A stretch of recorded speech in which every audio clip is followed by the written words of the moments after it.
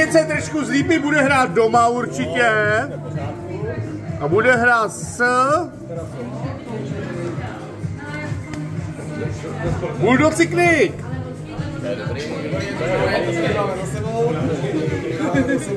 Pak máme Goblin Zumpolec, taky budou hrát doma.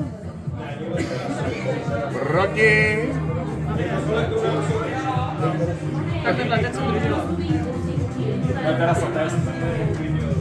Václav Chotěbos.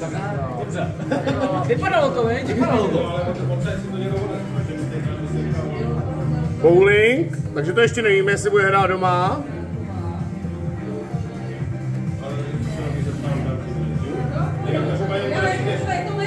A hospůdka Jiřická, takže Bowling bude hrát doma. Jedeme dál, čtvrtý zápas. Melouní Sportbar, která se tam ještě nebyl. Válec Rosochatec hraje doma.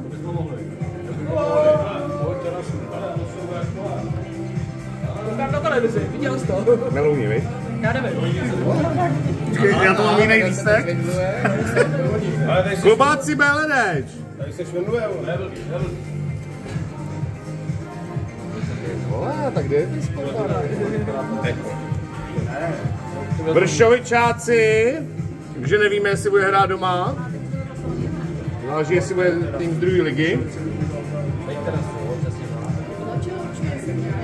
Melouni. Takže Melouni hrajou venku s Vršovičákama.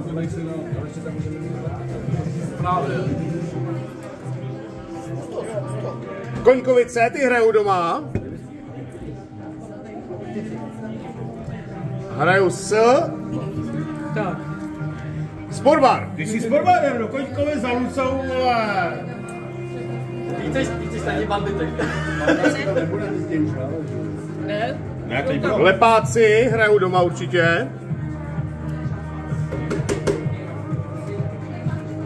Proti. Už tam je Válec. Terasa. Jo, Že Lepáci s Terasou. A určitě tam je ještě Válec a Banditi. Takže Banditi a tady bude... Počkej, Válec, tam máš. No, tak Banditi, tak počkat, aha, Válec tam je, jo. Aha, tak Křupky. Takže Banditi doma.